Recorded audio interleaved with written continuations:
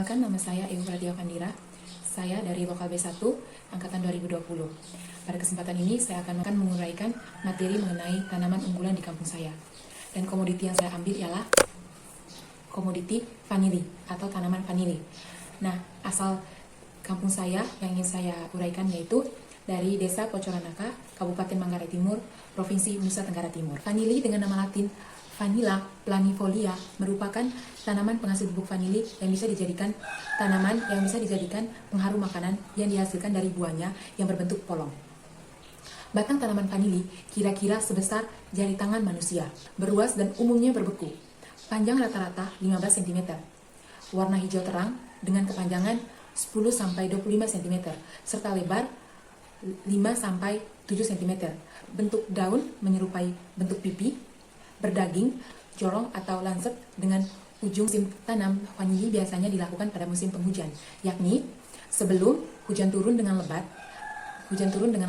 karena bisa dilakukan penanaman setelah hujan turun. Umumnya bisa membuat bibit stek yang akan kita tanam itu mengalami kebusukan.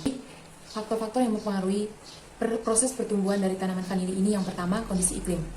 Kondisi iklim yang dibutuhkan oleh tanaman vanili ini berkisaran antara 100 derajat lintang utara sampai dengan 200 derajat lintang selatan. Kedua, suhu dan temperatur. Tanaman vanili memerlukan suhu yang sangat hangat untuk proses pertumbuhan, yaitu dengan suhu berkisaran antara 18 hingga 23 derajat Celcius. Yang ketiga, curah hujan. Vanili memerlukan masa untuk kering selama 3 bulan untuk proses pemasakan buah dan mempertinggi mutunya sendiri. Dan yang keempat, tanah dan lokasi penanaman vanili.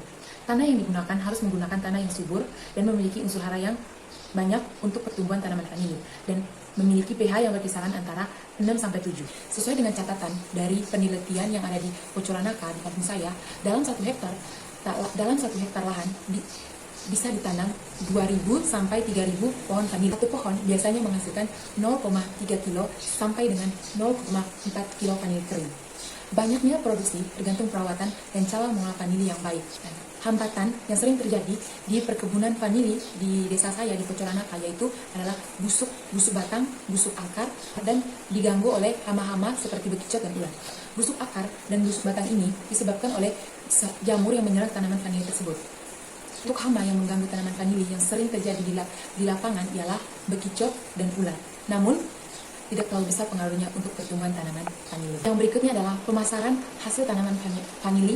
Nah, di kampung saya di Pocoranaka, petani yang membudidaya vanili itu memperjualkan atau memasarkan hasil komoditi mereka ini di ibu kota Kabupaten Manggarai Timur, yaitu di Kota Borong. Pada tahun 2017, harga vanili dapat mencapai 1 juta sampai 3 juta per kilo vanili. Setelah dari tahun ke tahun sampai tahun 2020 itu ada penurunan harga vanili tersebut. Itu disebabkan karena terlalu banyak pasokan vanili dari berbagai daerah, sehingga dari daerah kami mengalami penurunan dan sampai sekarang itu masih ditanda tanya harga vanili per kilonya. Berikut merupakan peta lokasi pengembangan vanili di Kabupaten Manggarai Timur. Mungkin itu saja yang dapat saya sampaikan pada kesempatan ini. Kurang dan lebihnya saya mohon maaf. Jika ada kesalahan kata dalam penjelasan, saya minta maaf. Sekian dari saya, terima kasih, selamat siang.